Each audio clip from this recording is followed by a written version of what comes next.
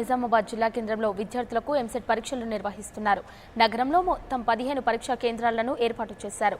ఉదయం 10 గంటల నుంచి 1 గంట వరకు ఇంజనీరింగ్, మధ్యాహ్నం 2 గంటల 30 నిమిషాల నుంచి సాయంత్రం 5 గంటల 30 నిమిషాల వరకు అగ్రికల్చర్, మెడిసిన్ పరీక్ష జరగనుంది.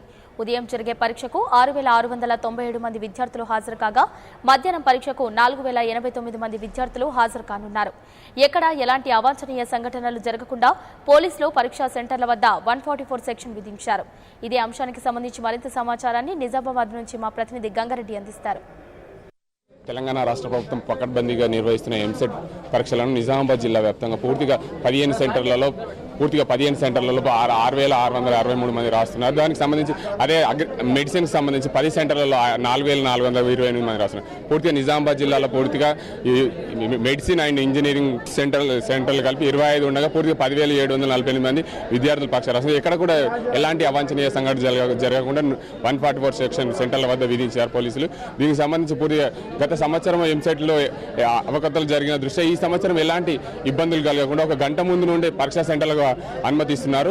దీనికి సంబంధించి 1 నిమిషం ఆలస్యమైనా కానీ 10 గంటలకు కరెక్ట్గా పరీక్ష నిర్వహణ జరుగుతుందని చెప్పి అధికారులు చెప్పి 1 నిమిషం ఆలస్యమైనా కానీ ఎవరిని లోపలికి పంపించమని చెప్పి అధికారులు చెప్తున్న సంగతి తెలిసిందే. ఏదేమైనప్పుడు ఇక్కడ కొంతమంది విద్యార్థుల తల్లిదండ్రులు ఉన్నారు. వారు అసలు ఎంసెట్ పరీక్ష గురించి ఏమనుకున్నారు వారిని అడుగుదాం. సార్ చెప్పండి, మీరు గత సంవత్సరం ఎంసెట్ లీక్ దృష్ట్యా ఈసారి ఎంసెట్ ఎలా ఉండాలనుకుంటున్నారు? మీరు మీ పిల్లల భవిష్యత్తు ఎలా తీర్చిదిద్దారు?